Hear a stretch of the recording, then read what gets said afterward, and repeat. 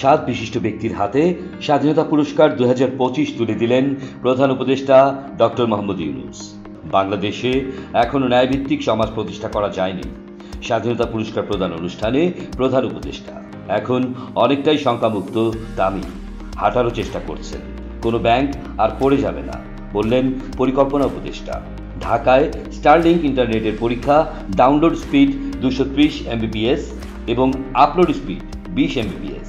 আমার সহযোদ্ধার উপর হামলার জন্য বিএনপি লজ্জিত হওয়া উচিত বললেন সার্জিস আলম।